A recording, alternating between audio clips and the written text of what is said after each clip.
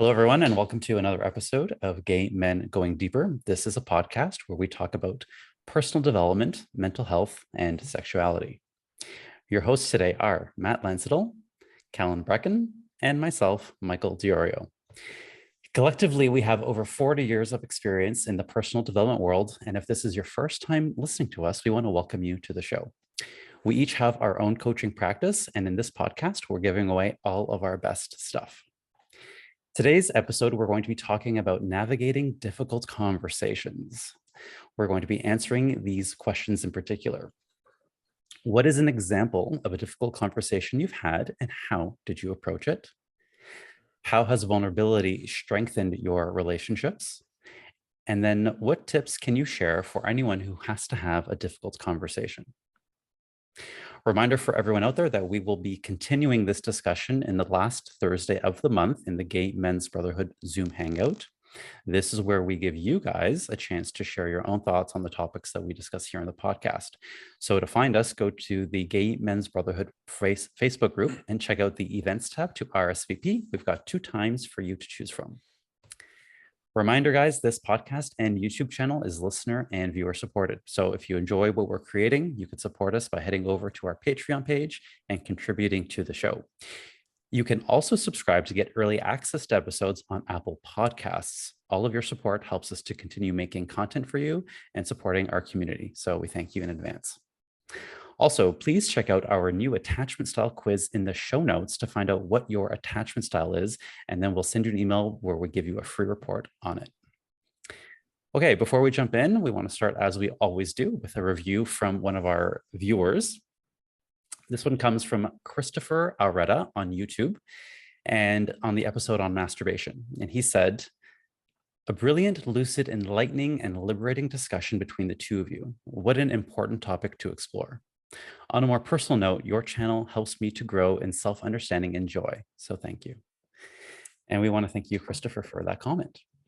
Also, I want to give out a shout out to someone who did not necessarily leave a comment, but a lovely man by the name of Archin, who on this past Saturday, it was Halloween, he walked up to me in the middle of a dance floor, packed dance floor, just simply to say thank you to me and to you, Calan and Matt as well, for the podcast. He listens to our podcast on his commute on the train.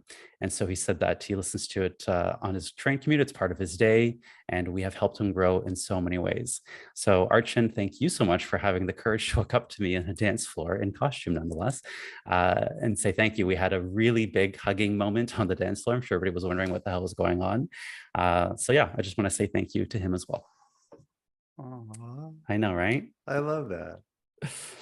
Okay, so today, guys, we're going to be talking about difficult conversations. We all have some history with this, I'm sure, if we think back, and we will all have to have a difficult conversation in the future. So for my little intro today, I want to start off with defining what that is, give some examples for anyone out there who might be wondering what exactly are we talking about, and then why it's important.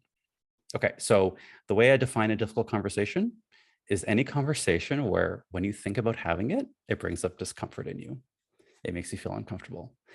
So of course, this is going to vary person to person, but it usually involves people having conversations with people we care about or whose opinions we care about. That's where the discomfort comes in. So let me give you guys some examples. On one end of the spectrum are like some more obvious examples that probably come to mind, like a breakup, coming out to someone. We've all been there. That's a very difficult conversation to navigate.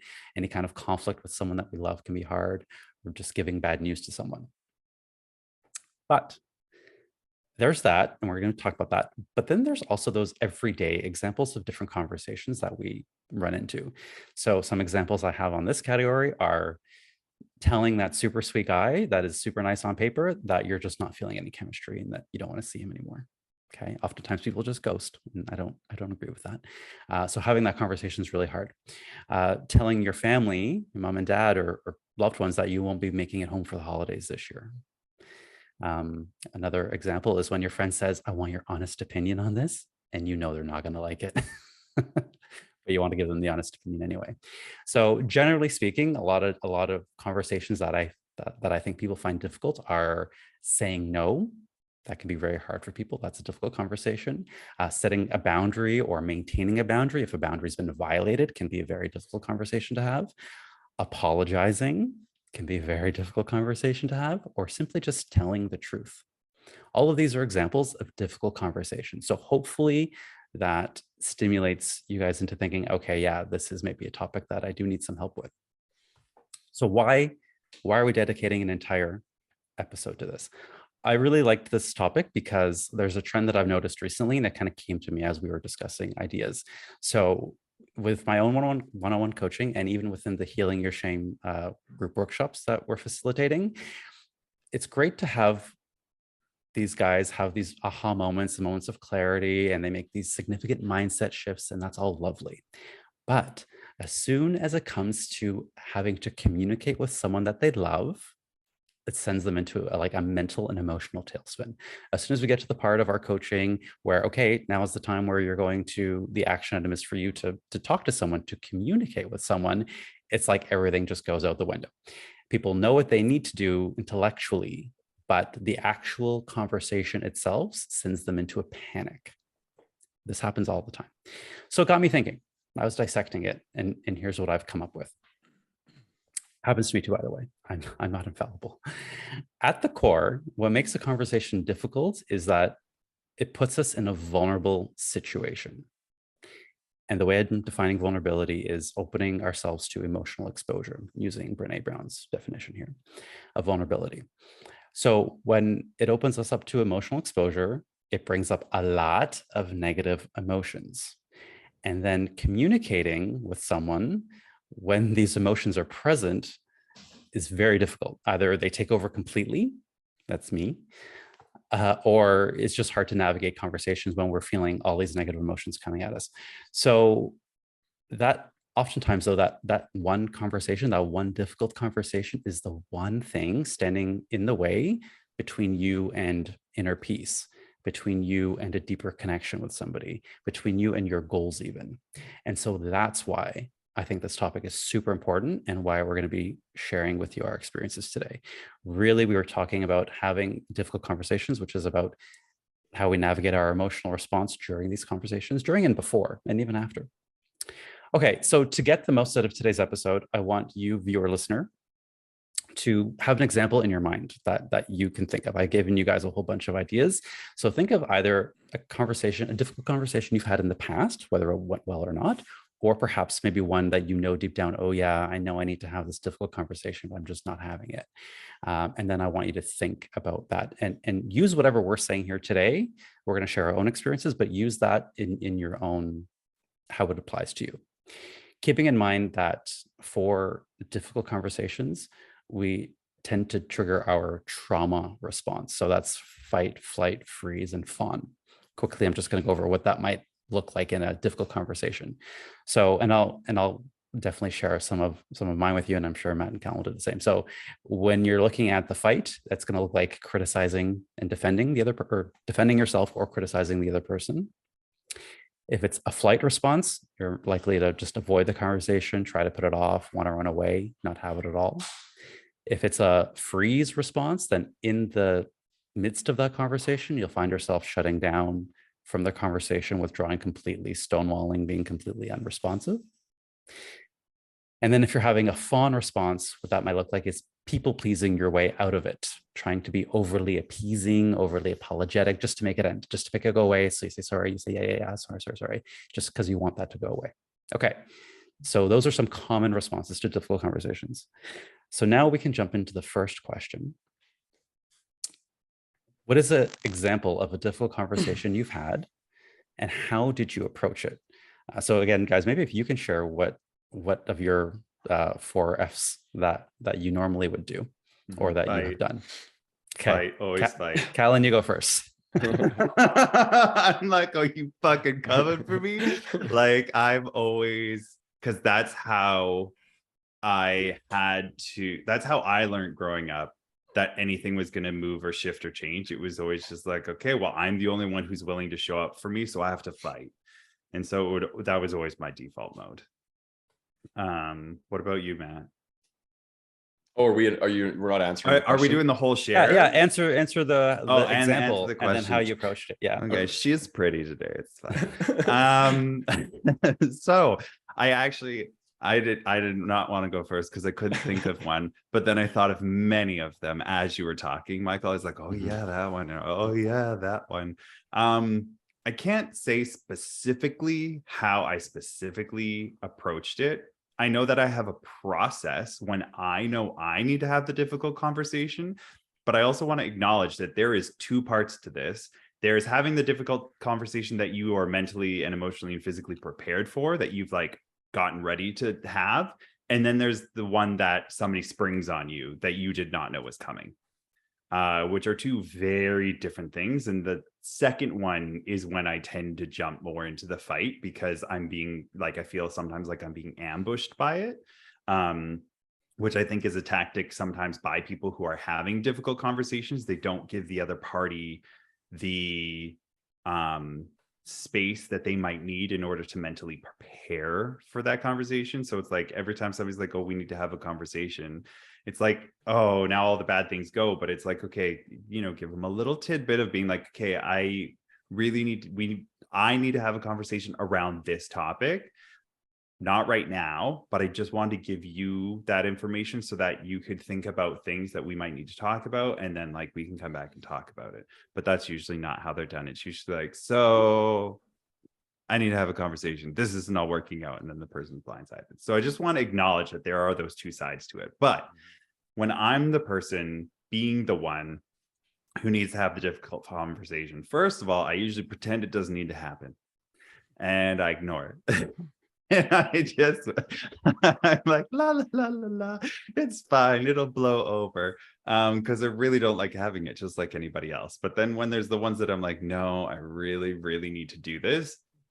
Usually where that comes from is it's because I care about that person and I'm afraid of hurting their feelings or I'm afraid of hurting them. And those are the really hard ones that are like, those are the ones that I know I have to follow through on, and I do, but those are also the hard ones to deal with. Because sometimes there's like those frivolous ones where you're like, I need to have the conversation, but do I really need to have the conversation with that person? Maybe it'll just blow over, it'll be fine. I don't always go through with those ones. I kind of just try and let things go.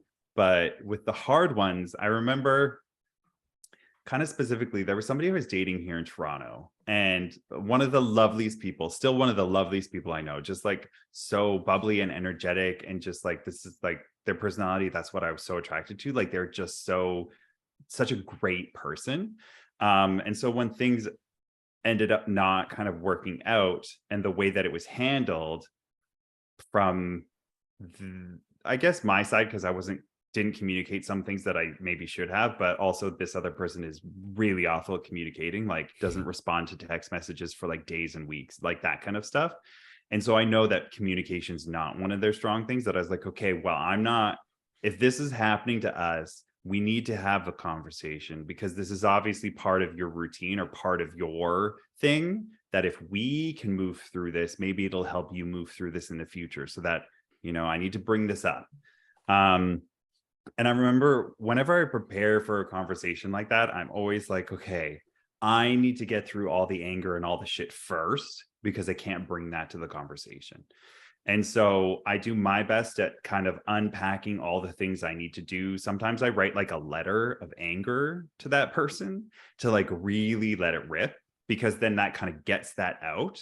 And then I don't feel the need to reiterate it later during the conversation. And I also make like kind of like a key points that I need to talk about when I'm getting into that. It's like, okay, well, what were the biggest things about this situation that I really need to get off my chest, that I need to express to this person, not because I just want to attack, because that can be a lot of that energy is like, I need to attack this person, but what do I need to communicate to this person because I love and appreciate them and I really value them as a person, that I think it's doing a disservice to them if I don't share this with them, because I know I can provide that safe space to hopefully be where they can open up and take in the information and grow from it instead of not. So that's how I always kind of approach these conversations. And so I make a list, I get out all my anger stuff, I make a list, and then I hope for the best. And then I also let the other person know ahead of time in advance. And like usually they know a conversation needs to happen. And it's like, hey, we both know a conversation about this needs to happen. How would you like to do it on this day in this space? Usually I pick a space like that's not going to be around a lot of other people, whether it's in a private space or whether it's like outside at a park far away from other people, so that it's a neutral territory, so that nobody feels attacked or pressured or anything like that, which also helps. And I kind of have my notes ready in my phone, like, so that if I get off track, I can kind of refer to them and be like, okay, because I value this person, I love this person, and I'm not there to hurt their feelings. But I also recognize that in having this conversation, your emotional reactions and thoughts and feelings that are coming up by me expressing my truth is not my responsibility. My responsibility is to do it with kindness and compassion as much as I possibly can. But by no means is it my responsibility to control your response. And I think that that's why a lot of people don't have these conversations, and why it's very difficult is because people are like, I can't control the response. And because of that, I'm afraid of what's going to come back. So I'm just not going to have it all together, which is why everything's so fucking dysfunctional. And so even when I prepare, it's still never great. Like I remember we were walking and like we talked about a bunch of stuff, and it kind of goes in waves. I find these conversations always go in waves. It's like you start off trying to be PC and everybody's like, okay, like let's get the information out. And then the real stuff starts coming out and people start getting angry or upset or attacked. And then like you have to de-escalate that situation. And so then you kind of do another circle back, and then everybody kind of comes back and starts going, okay, I can see how that happened, or I can see how you feel like that. And the realizations start happening. But then like the anger of not being able to truly process the information in that moment comes raging back again. And they're like, oh, but I can't believe this, like you said this about. And so I find they kind of go in a wave, and sometimes they need to have more than one conversation. I remember with this particular individual, it ended and I felt good because I got to express all the things that I was seeing and feeling in the relationship, and like what I saw or what I thought had gone wrong, and how the other person was a part of that, and what I think could or should have been done. But that's because I had had the time to prepare and really process and go through it the way that I do. And so I felt good. I felt complete. The other person had told me things that I had taken on board. And I said, thank you very much. Like, I'm going to take this on board and go process it. And then afterwards, the person approached, or like not approached me, but messaged me, was like, I'm not happy. Like, I'm not okay with it. Like, and was really angry because they had then sat on all the things. And, you know, sometimes that's going to happen because the shit I'm telling you isn't going to be good, happy go lucky, fuzzy shit. It's the shit that you need to work through in life. And the same with me. If I'm the receiver, it's my responsibility to go and deal with that kind of stuff. And that's when it's like, okay, I go to therapy, or I unpack that in a healthy way. But if you've not been taught those tools and you don't know how to do it, it could circle back around where the person then gets pissed off again. And that's what happened. And so then we had to have another conversation, which then things went and they got to say what they needed to say again, and maybe a few other things. But then after that, I still felt complete, because it's like the first time around I was complete. And so this was me allowing them to then voice their thing and acknowledging that sometimes it's going to take more than one conversation. But that's usually how I go about having difficult conversations. Is I make a plan, I get out my rage and do my things. Maybe I have a therapy session, I write a letter or whatever, get that initial out. And then I make my notes of like, what are the key points I need to convey to this other person without it trying to attack them, but still letting them know like what went on, like what I was feeling. And then we have the conversation. Maybe it's one or two, and that's always uncomfortable and never feels good, but you know, focus on doing it with kindness and compassion. So that's me. What about y'all? What about you, Matt? Y'all. Yeah, I'll say that this area has been one of my greatest areas that I've had to work on, because I codependent, people pleaser growing up. I'm highly empathic, and I can feel when other people are disappointed by my truth, and I would always deny my truth to accommodate others so I didn't have to feel their disappointment. So I want to preface with that. The most challenging, and again, thank you, Michael, for these questions, because I really had to dig in and think about what is the actual hardest conversation I've ever had to have. And I'm going to share it with you guys today. I'm a little bit nervous to share it, to be honest. It's around sexual turnoffs. Talking about sex and sharing with somebody that I'm not turned on, or I'm turned off by something they're doing or something that they are, is by far the most difficult type of conversation for me to have.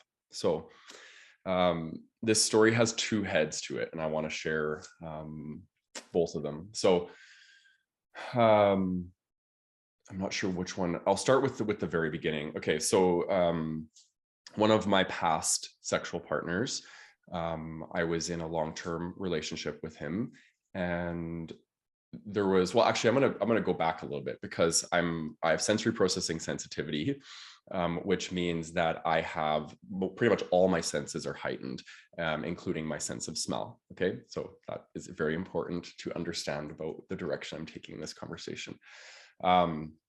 And throughout our relationship, I started to notice, this was like years into our relationship, I started to notice that there was lack of hygiene, and it really bothered me. I'm not a piggy. I'm the opposite of a piggy, actually. Like, I'm very much like clean, hygienic.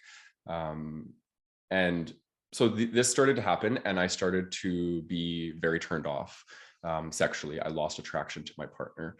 And the main area would be with unclean foreskin. That was the biggest issue for me, was the smell of unclean foreskin. There's something about it that it just really grosses me out. And I was with this person for a long time, and I let this unspoken thing destroy our relationship, to be completely honest. I didn't have the conversation, and I just kept denying it. And we went years without having sex and being intimate. And so that's important to note, because the universe is very, very magical, and it works in mysterious ways. And another past lover after this previous person came into my life, and this same issue arose. And I was like, oh my God, why? I'm like, no, I'm like, I don't want to go through this. I do not want to have this conversation. And I contemplated ghosting. I contemplated just ending it and not giving a rationale. And I'm like, no, I'm like, you've done so much work, Matt. You can tolerate this. You can move through this conversation. This is important to have this conversation. So I invited him over. We sat down, we had the conversation, and it was actually a lot easier than I thought. I still felt that like sinking disappointment feeling in him, and like he was kind of embarrassed, and there was that energy, but it was like a very simple solution, right? And that I'm glad I had the conversation, because it led to a greater intimacy. He was able to take care of the issue, and it was never experienced again. It was great. And I want to also say that this is not a story of like, I prefer one over the other. I love all penises, cut, uncut, it doesn't matter. It's just a cleanliness thing. That's it. So, and that includes the behind as well. So all cleanliness for me is really important. And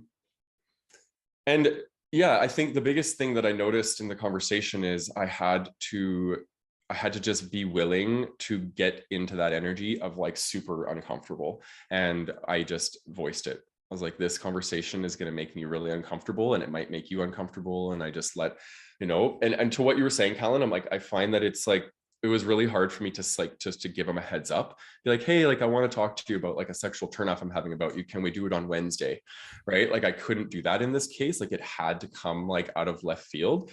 And, but yeah, again, a very simple solution to a very difficult conversation, and it changed everything. Our intimacy then bloomed. He knew what my needs were, and he was even able to accommodate in other areas, because it brought us into like, okay, a conversation about like, what are some other turnoffs for you? What are some turn-ons for you? And it really led us down a road of deeper intimacy. So yeah. Wow. Great example. I thank you Yeah, for sharing that. I mean, that in and of itself was a difficult conversation to have here on the podcast. totally. So Yeah. thank you for demonstrating that for us, Mhm. and Callan as well. You guys both had some really good tips. I think that that example that you just shared, Matt, is a great one where a difficult conversation at the beginning, I said could lead to, not always, could lead to greater intimacy and connection. And that's a perfect example of that. So thank you. Mhm. Mhm. And also, like, way to go for going to the most difficult conversation. I think the question was just share an example, but you went all out. So good job. Yeah.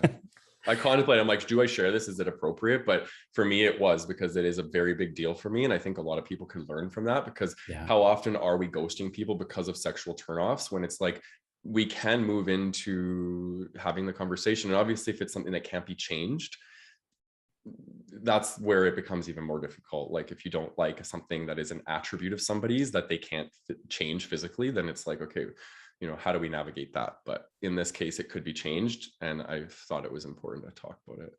I'd be willing to bet if people had the skill of having difficult conversations, ghosting rates would plummet or Totally. go down for That's sure. like, I literally have notes about that, because like one of my recent experiences was kind of around ghosting, and I'm just like, I'm waiting to talk about it. Yeah.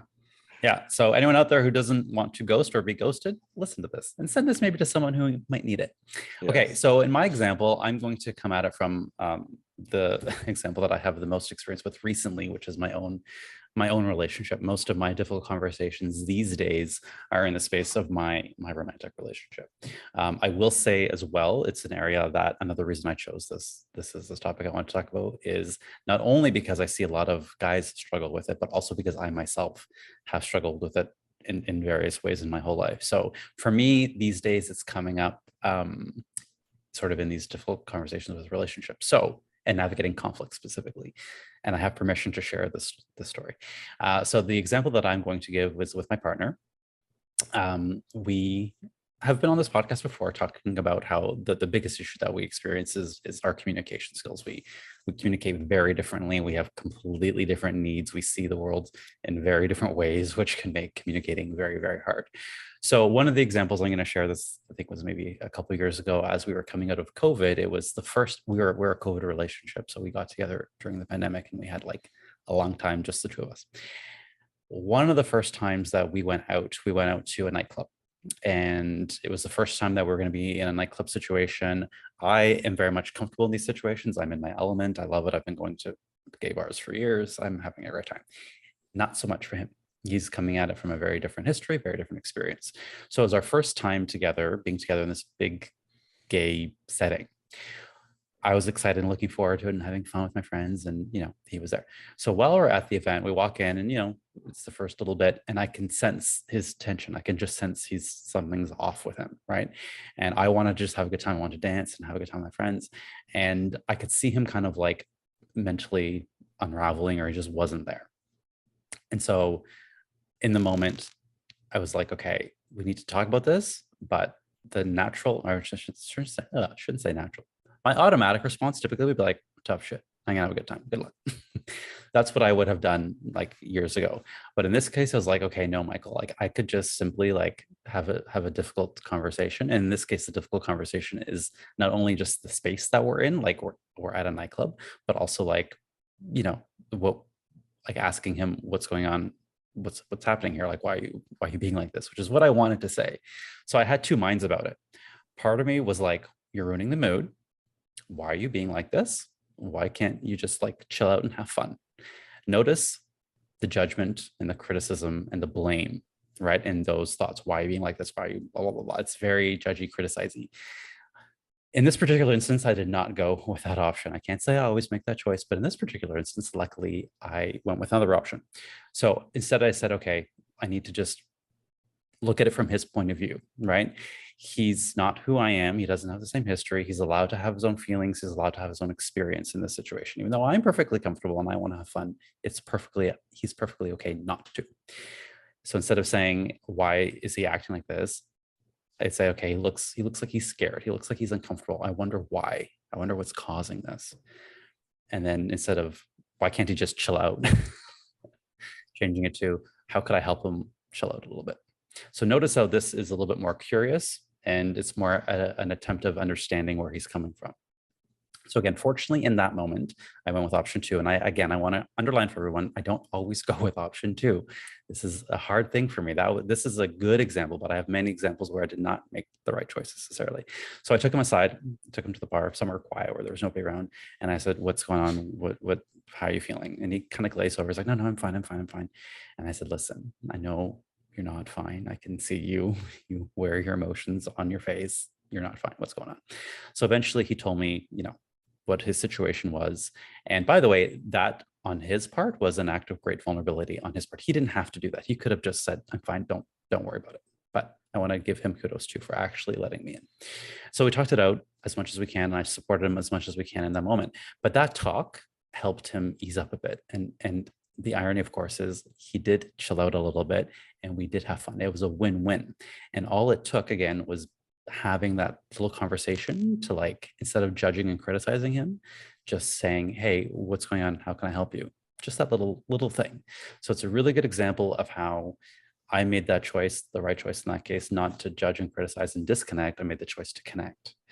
So that's my example of how I approach it in a positive way. I don't always do that. So a lot of the examples that we've heard here today, we've talked about vulnerability and how at the core of this is talk about being vulnerable in our relationships or with people. So the next question is, how has vulnerability strengthened your relationships? And we'll start off with Calan. I'm actually excited you put this question in this one, because, we talked about crying last week or the week before. And it's interesting that I didn't bring this up during that conversation, but I will now. So vulnerability is huge when having these kinds of conversations. And so what I'm speaking about specifically is that, when I used to lock up, when I used to close down and turn off the world and like, oh, I'm fine, like, don't talk to me, and like bad communication skills in that regard, everything used to build, and I used to feel like I was alone, and it was like building my own gilded cage. But now that I've worked so much on communicating, I've worked so much on learning, like, what do I need? What are my needs? How can I best communicate? Like, what can I do? How can I have these conversations? This example of me going over to Michael and Star's place actually was a huge step for me in regards to communicating and being vulnerable. So my mom had been diagnosed with cancer this past Christmas, like last year.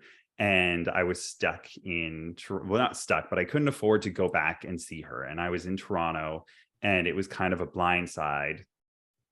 And I didn't know how to handle it. And normally I would lock it all up, or I would just kind of process it on my own. And I would just be like, okay, well, I'm on my own. I've always been on my own. I'll do this. But instead, I decided to lean into the connection and share that experience. And so I was like, I have these two amazing people in my life who continue to build my trust in them and hold that space for me. And so I messaged Michael. I was like, hey, can I come over later today?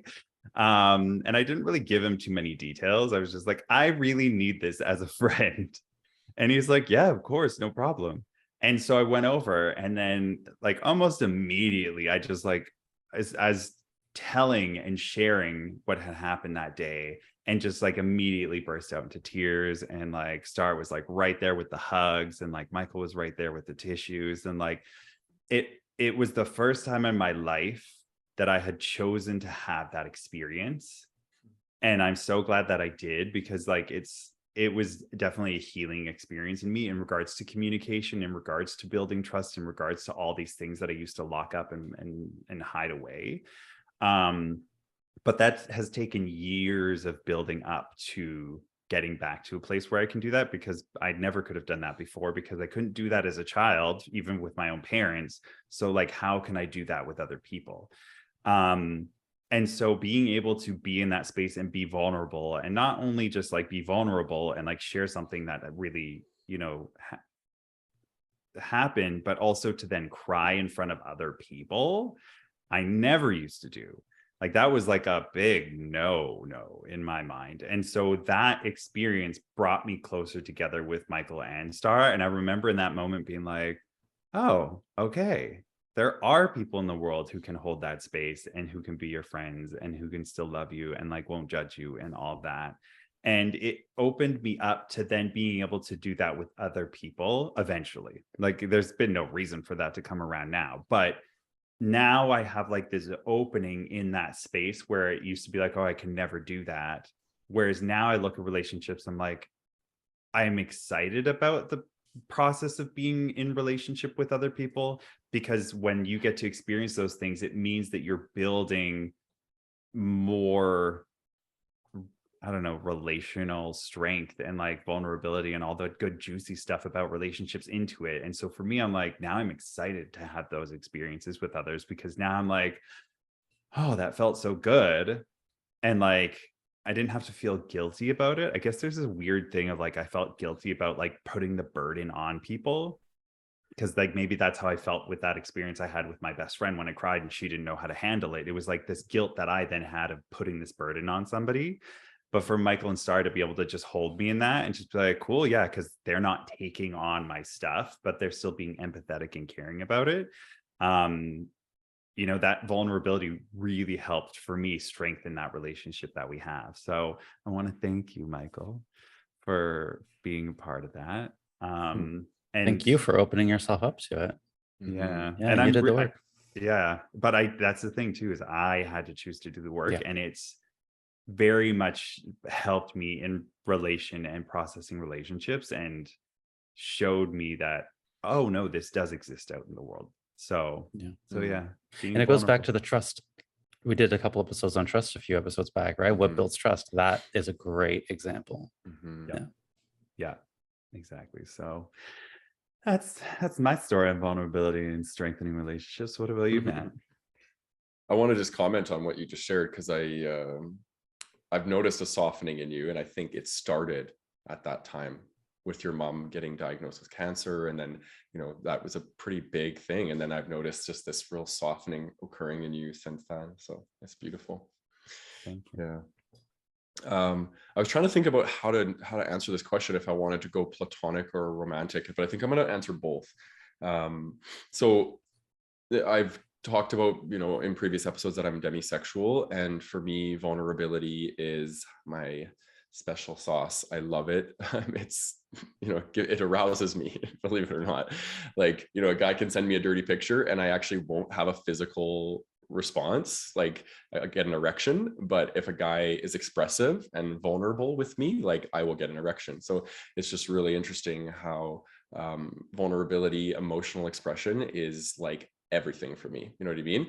And it's tough, because it's been challenging finding that in the community, because we're all men and we all come from the conditioning, which we talked about in the crying episode, around don't show your emotions, don't be vulnerable. So I feel like I'm in this, like, between this rock and a hard place. It's like I crave these things, I need them for sexual arousal, but a lot of men are really there. This isn't a refined skill for them. So anyway, I'm hoping that this starts to evolve the consciousness of masculinity, we'll say, so that more and more men can learn to be more vulnerable. So and then I think about it, like, why does this turn me on? I think a lot of it has to do with deep connection. Like for me, as a demisexual, like I yearn for deep connection. I want to connect with somebody. I want to learn about them. I want them to stimulate my mind. I want to stimulate their mind. And I think for me, vulnerability is what does that. It's like sharing ideas is very vulnerable, right? What if this person doesn't agree with my ideas? Right? That sort of thing.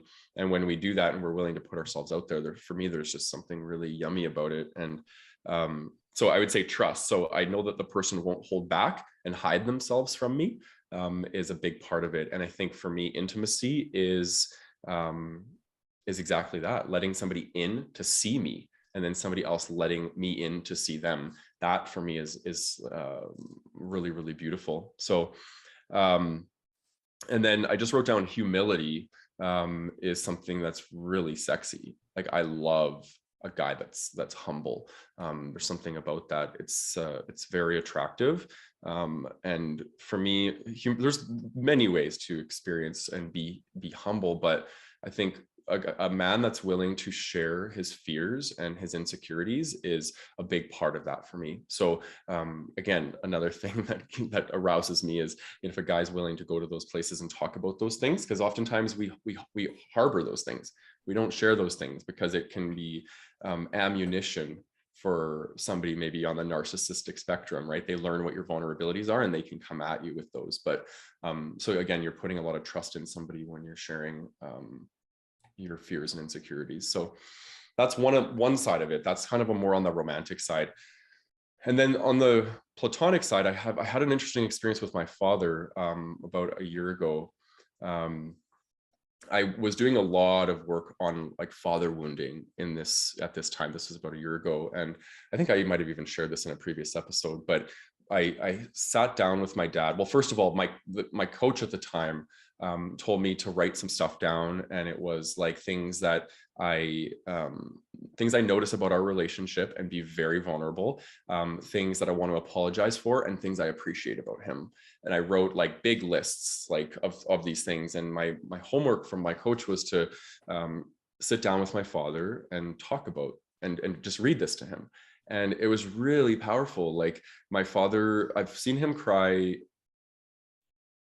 3 times in my life. That was one of them. So 2 previous times. And he got really emotional. He started to talk to, about what it was like to have the experience that I was, talking about, and the traumatic things that occurred in our upbringing and stuff like that. And it led to such beautiful intimacy. And for me, it was the closing of the strainful relationship. It just closed it. Like now my father and I, we have such a easy neutral relationship.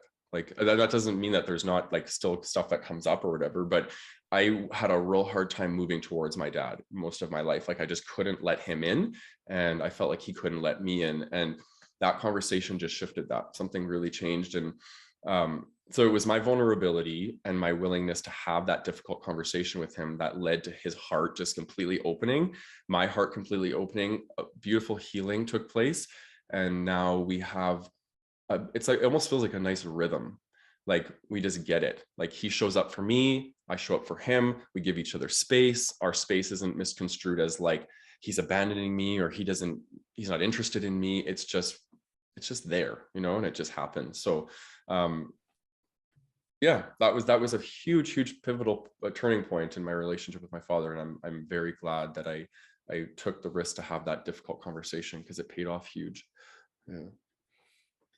Thank you for sharing all those examples. Yeah, the emotional risk that we avoid, or that we do the fight, flight, fawn, freeze, oftentimes leads us to the very connection that we seek. It's hard. Like these hard conversations, if we have this skill, can bring us closer. Or even if it doesn't, it kind of sets us both free, right? Like if we're thinking about a breakup situation or a ghosting thing, like it sets you both free without any kind of like resentment or regret, or like, oh, maybe I could have done this differently or better. Yeah. Mm-hmm. All right. So for my example, again, I'm going to stick to the relationship field for me because it's very much alive.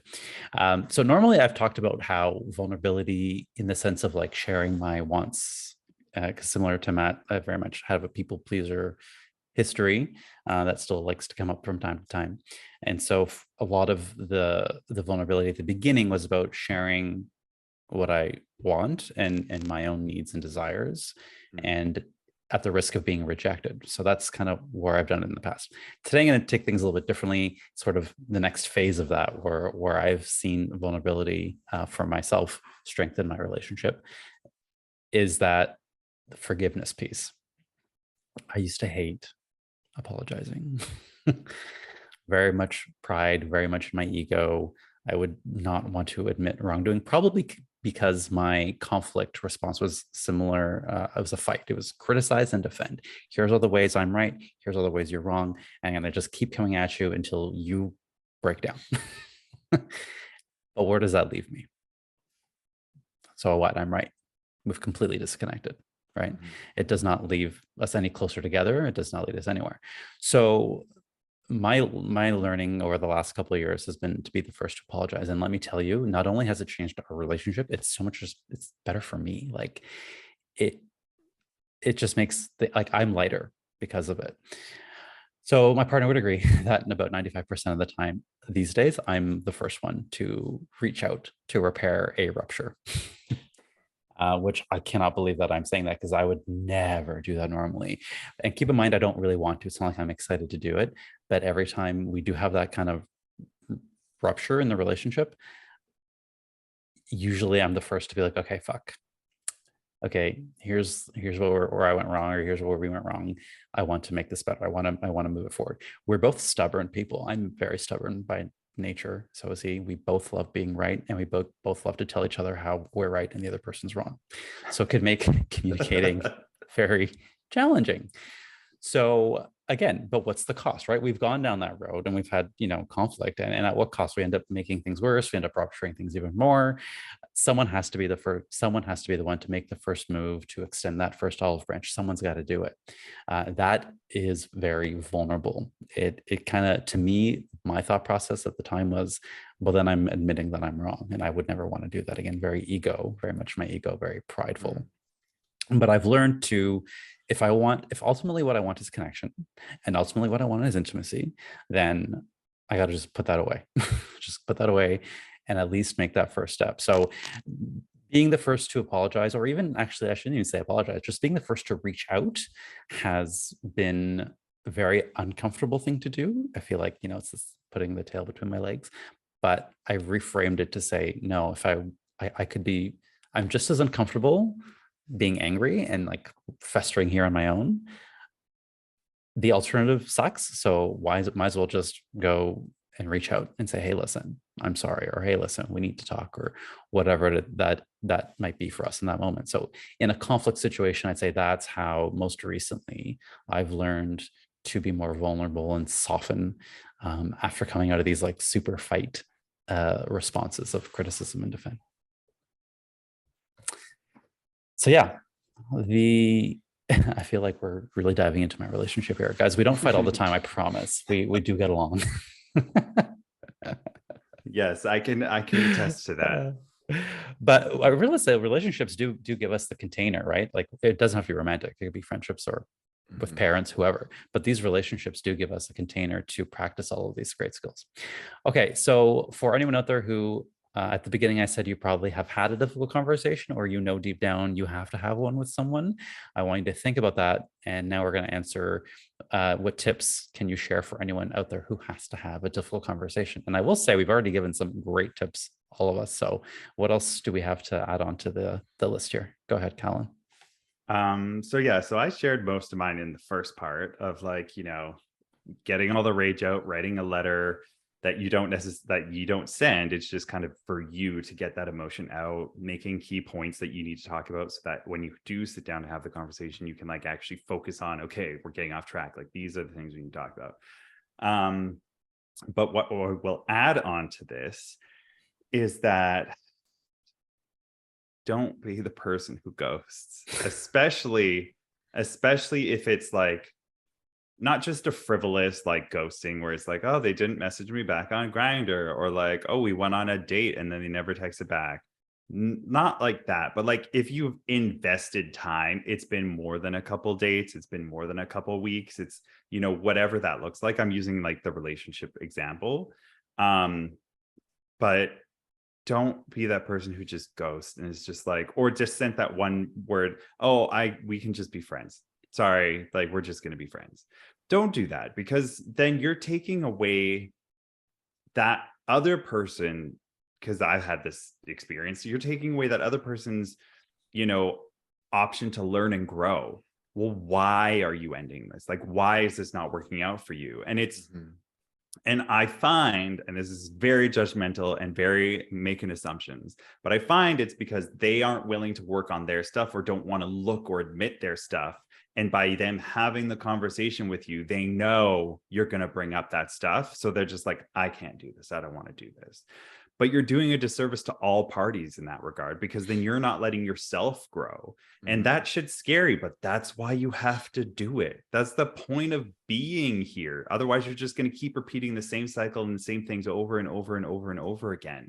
You, like Matt, who went through that, relationship transformation with his dad, you can't experience those things and grow if you don't let yourself get into those exchanges and you don't let yourself move into those. And I know that not a lot of us were taught how to navigate these, and they are messy and can be so up and down, but that's part of being human. That's part of the experience. No matter how much you plan or plot ahead, or like me, I make a plan, and sometimes you're going to have more than one conversation about it, but give yourself and give that other person the opportunity to at least have the conversation. Don't make the assumptions that this person's going to say all these things back, or, it's going to turn out a certain way because you've dreamt it up in your head that that's the way it's going to go, or that's the way it's gone in the past.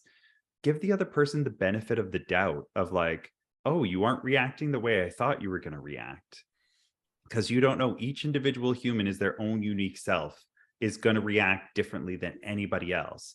And one of my biggest learnings, especially over the last couple of years, is learning that leaning into those conversations and having them is so much more freeing. And it does allow you to kind of learn more about yourself and learn more about other people. And it does bring you closer together. It's not always. Sometimes it doesn't bring you close together. I've had conversations, there's one coming to mind particularly, where it didn't bring us closer together, but I think both parties got a lot out of the conversation and learned a lot. And so I would just encourage you, if you're listening to this, to be open to those experiences, because there's like nothing worse, but like being ghosted is like the worst, shittiest feeling. And we all feel it when we get ghosted. So then why would we want to do that to other people? And I think that's the thing that pushes me over the edge when I'm thinking about like, oh, I don't want to like respond or like whatever. I always go back into myself and I go, well, how does it feel when that happens to me? It feels really fucking shitty. So even if ripping off the Band-Aid and telling this person, hey, I'm not interested or whatever is going to suck, I would rather give that space to happen, because that closure door happens and then none of us have to carry around this weight or like unpack all this shit on our own. It can just be like, oh, cool, poof, done. But if you drag it out, then it stays with you in a way that you don't need it to stay with you. So that's what I'll add on to that. What about you, Matt? Yeah, I wanted to say like ghosting is a flight trauma response. Like it sounds like simple, but really, if you think about it, like it is, it's like it's a flight trauma response. And usually when we are fleeing something, it's showing that there's a lack of emotional maturity, right? We have a lack of emotional maturity to actually navigate this. So again, like we have so many podcasts that can help develop this. The Building Better Relationships course, a lot of that is about the first half of that course is developing emotional maturity, connecting into your relationship with yourself so you can be more mature in your relationships with others. So I just wanted to point that out. Okay, so my first tip is say what you're feeling. Okay, and that has two prongs to it, because say what you're feeling in the moment is like, you'll notice like, at the beginning of this, I was like, I externalized my feeling that I was nervous to share my story, because it was bringing up discomfort for me. As soon as I externalized it, it was gone. There was no more nerves. They were gone. It was like me trying to hold it in there without being vulnerable, wanting to share it, that was making it like stir around inside my body. So like at the beginning of a difficult conversation, just externalize and say, I'm very nervous to have this conversation. And that can sometimes soften. And then say what you're feeling means also to speak your truth. Like just go for it. Because if we fawn, we don't get our needs met, right? We are trying to meet their need of not wanting to feel uncomfortable, and then we are not getting our needs met. So always speak your truth. Even if it leads to disconnection, your truth is probably the most important thing that you have and that you can offer somebody else. I just really want to say that. And I'm coming into that energy now in my life. And I wish I came to it sooner, because it would have spared me so much, strife in my life. But now I'm just in this real fierce energy of speaking my truth, and it's leading to some really beautiful power within myself, which is feels very good. My next tip is to take it slow and try not to rush. Having difficult conversations, especially from an authentic place, is an embodied experience. And I think if we are rushing and we're like, verbal diarrhea everywhere, and we're just like mental energy, the conversation, then it's going to not allow the pace for the other person to fully absorb, for you to fully share from a heart-centered place. It's just like, okay, I'm going to get this over with, and I'm going to say it really quick. And oftentimes when we're in that energy, we come across as not very concerned about how it's being received on the other side. All we're caring about is getting it off of our chest and not caring about how it's going to land with the other person.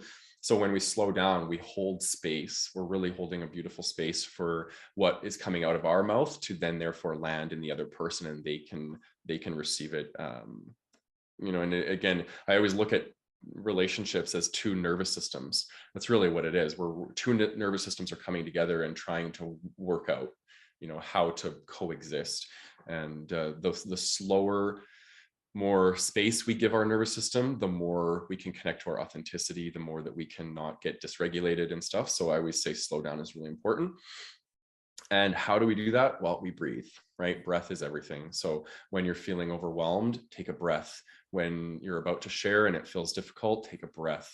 When you notice the other person feel uncomfortable by your share, take a breath. Everything is about taking a breath and resetting your nervous system so you can go that little extra distance. And, moving through discomfort for me is about pushing your edge back. And I always, when I'm in these sort of conflictual situations or where conflict is potential, I always will move a little bit. I'll feel very uncomfortable, take a big breath, breathe down into my belly, and then my edge pushes a little bit further out so I can move that much closer into connection. And, I think that would be my last tip, is make remaining and staying in connection a priority, because I think that's so essential in this work. Because if we are ghosting, we're not, like Calan said, we're not growing. The other person's not growing. We're leading to disconnection, which disconnection leads to unhappiness. And so I think those are kind of my tips. So Those are all awesome tips. Yeah. I think this episode is loaded full of some right from the jump. I guess what I would add, and I think Calan said some stuff earlier that I want to go back to that was really good. I wrote it down. Get your own stuff out first. I think that's a really important one. I want to underline Calan said at the beginning, like make sure you go in with as clear of a mind and body as possible. Not always going to be the case, I get it, but where possible, try to figure out, okay, well, what am I feeling? What's at the core issue here? That way, going in. Otherwise, you can end up in this cycle where you're just getting lost in the weeds and you're adding more issues on top, and you guys are it's not a good scene. And then if it's something that you can prepare for, again, Calan said, have your keynotes. That helps me a lot. Otherwise, I do end up going from one thing to another, jumping from this vine to that vine next, talking about something happened 5 years ago. So yeah, those are really good ones. I want to thank Calan for that. I would add, for me, be willing to be wrong. Anyone out there who also comes with a lot of ego into these things, be willing to be wrong. It's if you get defensive at that suggestion, then this is for you. As soon as I said that, you're like, then you're definitely the one who needs to practice this. I think when you get out of defending and criticizing, that fight response, not to say that you're going to agree with them, right? But you can do more listening, which is my second point. Then you can just listen, like just come at it from like, okay, I'm going to get curious. Tell me everything. Tell me why this is the case. Tell me how you feel. Tell me what you're thinking. That in and of itself, I think opens up a lot of empathy, especially if this is a conversation with someone that you love and that you do want to have a connection with. Getting to that space of listening can really help create the empathy. If you're like listening for real without listening to want to like jump in and again, defend and criticize it. No, but here's how you're wrong. Let them have their opinions, let them have their say, and be willing to be wrong. Something that I like is when I'm in the right space for it, I was like, tell me everything. Tell me all the ways that I'm wrong. And that takes a lot to hear that. But if you can get into that space of it without needing to like make it about you or without having to jump to defending yourself, it's really interesting to see where things go. And then from there, you can open up space to develop greater empathy. Like, oh, that's why That's why you feel this way. That's why you're acting this way, because you feel, I don't know, not seen, or you feel like I'm ignoring you, and that's what's causing this. Okay, now I can start to put this puzzle together, and I can see where that's coming from. And that is a skill that takes time, admittedly. It's taken me time anyway. For some people, it's going to take more time than others. That's me. Yeah. So over time, I think that as you do these things, listen, quit the criticism and blame, listen more, create that empathy and understanding. It does create more of that intimacy and creates a culture of connection within the relationship. So those are my last few tips. I Would want you to guys just have add something. Yeah, yeah. I do want to add something. So I always ask myself, I'm like, do I want to be right or do I want to be happy? Yeah. And that's so important because and I also want to say this too. I don't think in relationships, it's about right and wrong. And I think reframing that is so important because, it usually comes down to, am I listening? Am I making this person feel heard, or am I not making this person feel heard? And that's the right and the wrong, because we're always in life, we always have different perceptions than other people. We always have different realities than other people because our perception is informing the meaning that we make of our reality. So, but I want to also validate what you're saying, Michael, because there is some instances where right and wrong is important, like, to have that conversation, but it's usually comes down to people not feeling heard. And are we offering somebody that space to feel heard? And when we're wanting to be right, we're not. We're just, our ears are turned off and our mouth is turned on and we're literally going in hard, right? So it's like, how can I slow that down and how can I make connection a priority? So yeah. And I want to piggyback on that and add to it that it's understanding does not mean you are in agreement. Yes, and that you totally. should be listening with the intention to understand, and that will help that goal of like, do you want to be right? No, you want to understand. And it doesn't mean you're going to agree, but a lot of people think that understanding means that you're like admitting to defeat. I even remember I've talked about this in an episode and I saw a comment and somebody's like, but by default, like that's what people think it means. And it's like, but that's not what it means. And so by you choosing to understand it like that, like you're getting it wrong. You are needing to listen with the intention to understand, and that does not equate to you agreeing with what the person is saying. It just means that you're willing to show up. Totally. Yeah. And that often softens the other person, just hearing them out without having that. It softens the entire situation. Yeah. Something for people out there who get defensive like I do, something that I ask myself is, what am I trying to protect? What's at the core of my defensiveness here? And that's something that I can reflect on my own time, like maybe after the fact, like that's sort of my own work to do. It's like, why do I have this need to defend? What's at the bottom of that? Yeah. Okay, these are all really, really good tips, guys. Thank you so much for sharing them. Any other last words before I wrap this up? We're all good. Okay, guys. Thank you so much for tuning into today's episode. We release these every Thursday.